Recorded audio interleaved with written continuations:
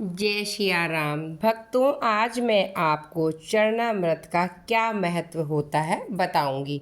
अक्सर जब हम मंदिर जाते हैं तो पंडित जी हमें भगवान का चरणामृत देते हैं।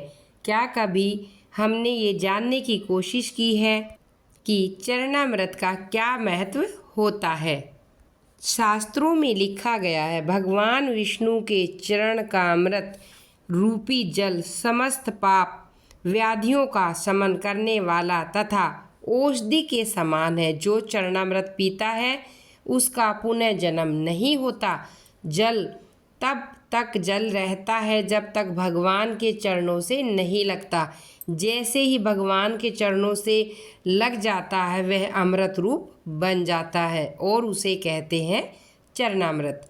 जब भगवान का वामन अवतार हुआ और बलि की यज्ञशाला में दान लेने गए तब उन्होंने 3 पग में 3 लोक नाप लिए। जब उन्होंने पहले पग में नीचे के लोक नाप लिए और दूसरे में ऊपर के लोक नापने लगे तो जैसे ही ब्रह्मा लोक में उनका चरण गया तो ब्रह्मा जी ने अपने कमंडल से जल लेकर भगवान के चरण धोए और फिर चरणामृत को वापस अपने कमंडल में रख लिया। वह चरणामृत गंगा जी बन गई जो आज भी सारी दुनिया के पापों को धोती है।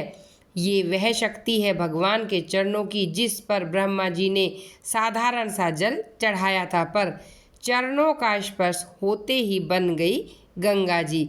जब हम बांके बिहारी की आरती गाते हैं तो कहते हैं ना, चरणों से निकली गंगा प्यारी जिसने सारी दुनिया तारी।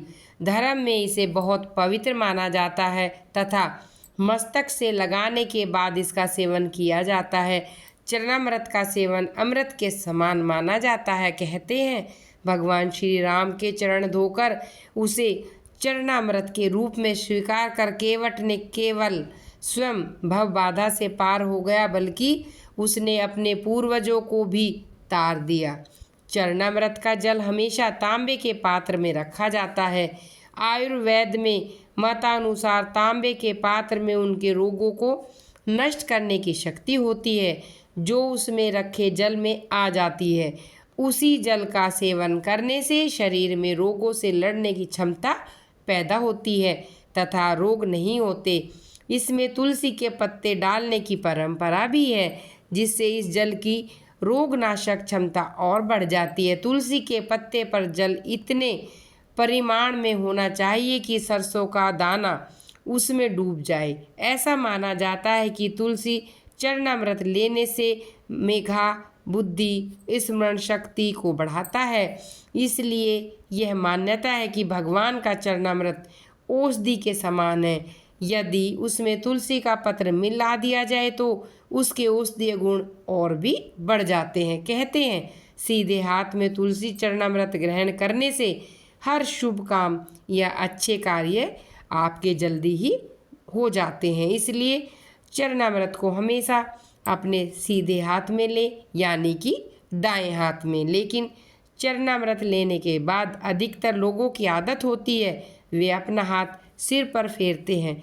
चरणामृत लेने के बाद सिर पर हाथ रखना सही नहीं है, ये तो बहुत कम लोग जानते हैं। दरअसल शास्त्रों के अनुसार चरणामृत लेकर सिर पर हाथ रखना अच्छा नहीं माना जाता। कहते हैं इससे विचारों में सकारात्मकता नहीं बल्कि नकारात्मकता बढ़ती है। इसलिए चरणामृत लेकर कभी भी सिर पर हाथ ना फेरें।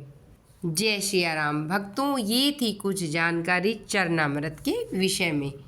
आपको मेरे द्वारा दी गई जानकारी कैसी लगी आप मुझे कमेंट बॉक्स में लिखकर अवश्य बताइएगा। राधे राधे।